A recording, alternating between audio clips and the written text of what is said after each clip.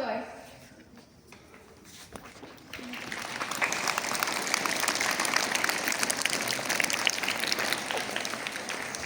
श्रोताओं को मेरा प्रणाम। मैं मीरा, इस देश की बेटी। हमारे देश में बेटियों को कन्या कहा जाता है। इसे लक्ष्मी, सरस्वती, नवरात्रि में इसे माँ दुर्गा के रूप में पूजा जाता है। तो आज क्या हुआ कि वह अपने अस्तित्व की लड़ाई लड़ रही है, वह अपने जीवन की भीख मांग रही है। अरे बेटियां तो घर की शान होती है, उससे घर में रोशनी होती है। बेटियां तो घरों को जोड़ती हैं। तो आइए बेटियों के सम्मान में एक लघु नाटक प्रस्तुत करने जा रहे हैं। इसका शीर्षक है बेटी बचाओ बेटी पढ़ाओ।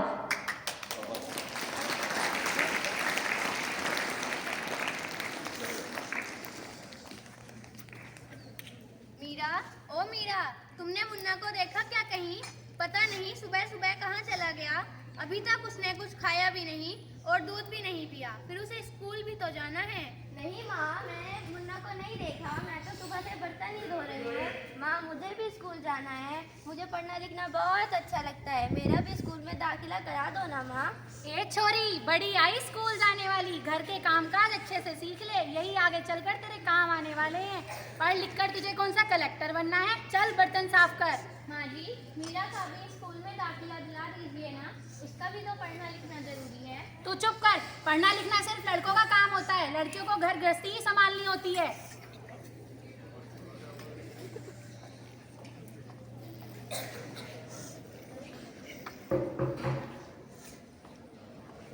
अरे ये क्या हो रहा है? यहाँ कौन किसकी जिम्मेदारी संभाल रहा है? और हमारी मीरा बेटी क्यों रो रही है? देखिए ना डॉक्टर दीदी, दादी मुझे स्कूल ही नहीं जाने देती। कहती है तुझे पढ़ लिख कर क्या करना है, बड़े होकर तुझे आगे चलकर तुझे चूल्हा चौका ही तो संभालना है। अरे ये तो बहुत गलत बात है माँ जी। क्या आपको नहीं लगता कि हम बेटियां भी पढ़ लिख कर आगे बढ़े? आज दुनिया बहुत आगे बढ़ चुकी है। आप किस दुनिया में जी रही है? हम 21वीं सदी में जी रहे हैं। मैं आज ही टीचर दीदी से बात करके मीरा का दाखिला स्कूल में कराती हूँ। और हाँ, मैं तो यहाँ इसलिए आई थी कि मुन्ना को पोलियो ड्रॉप दिया कि नहीं। अच्छा हुआ डॉक्टर दीदी आप आ गई। मुन्ना को पोलियो ड्रॉप भी पिला देंगे और मैं उसे स्कूल भी पहुंचा दूंगी। अच्छा मेरा बेटा, अब तुम रोना नहीं। तुम जरूर स्कूल जाओगी और पढ़ लिख कर एक दिन मेरी तरह ही डॉक्टर बनोगी। अच्छा बेटा, मुझे बहू जरा एक गिलास पानी तो लाना। अभी लाई बाबूजी।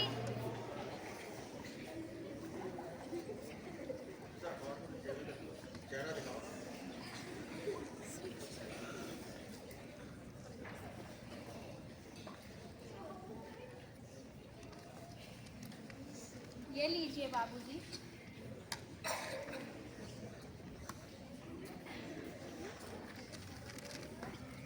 अरे ये देखो, प्यारी बेटी के बारे में कितनी सुंदर कविता आई है। आओ मैं तुम्हें ये कविता पढ़कर सुनाता हूँ। कहती बेटी बाप सार, मुझे चाहिए पेड़ दुलार। बेटी की अनदेखी क्यों करता है निष्ठुर संसार। सोचो जरा हमारे बिन बसा सकोगे घर परिवार। गर्भ से लेकर यौवन तक मुझ पर लटक रही तलवार। मेरी व्यथा वेदना कब हो स्थायी उपचार। जग में माँ ही ना होगी तब तुम जन्म किससे पाओगे। जब बहार ना होगी घर आंगन में तो किससे रूठोगे, किसे मनाओगे। जब दादी नानी ना होगी तो तुम्हें कहानियाँ कौन सुनाएगा। जब कोई सुंदरी ही ना होगी तो तुम किससे विवाह रचाओगे। जब घर में बेटी ही ना होगी तो तुम किस पर लुटाओगे। जिस दुनिया में स्त्री ही ना होगी तो उस दुनिया में कैसे रह पाओगे।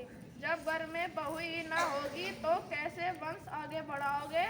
नारी के बिना जग सूना है, तुम ये कब समझ पाओगे। हाँ तो भगवान, कैसी लगी कविता? काहे की मजेदार कविता, मुझे नहीं आई पसंद। अरे कोई घर में है क्या? आइए आइए टीचर दीदी, हमें आपका ही इंतजार था। हाँ, कुछ दिनों के लिए बाहर चली गई थी इसलिए यहाँ नहीं आ पाई। डॉक्टर बहन जी बता रही थी आपने मीरा का दाखिला स्कूल में नहीं कराया। ये तो बहुत होनहार छात्रा है और हमेशा अच्छे अंक लेकर उत्तीर्ण होती है। हाँ, मैं भी तो यही चाहती हूँ कि मीरा स्कूल जाए, पर मेरी यहाँ सुनता कौन है। खूब पढ़ाओ लड़की को, खूब घर से बाहर भेजो। जब कुछ गलत सलत हो जाए तो मुंह दिखाने की भी जगह नहीं मिलेगी। अरे माँ जी, आप कहाँ की बात कहाँ लेकर बैठ रही हैं। अभी मीरा को 10वीं तक की पढ़ाई तो पूरी कर लेने दीजिए, उसके आगे की पढ़ाई के बारे में बाद में सोचेंगे। हाँ, मैं मीरा को स्कूल जरूर भेजूंगी। मैं उसे अपनी तरह अनपढ़ नहीं रहने दूंगी। ठीक है, तो फिर कल मीरा को तैयार रखना, मैं उसे लेने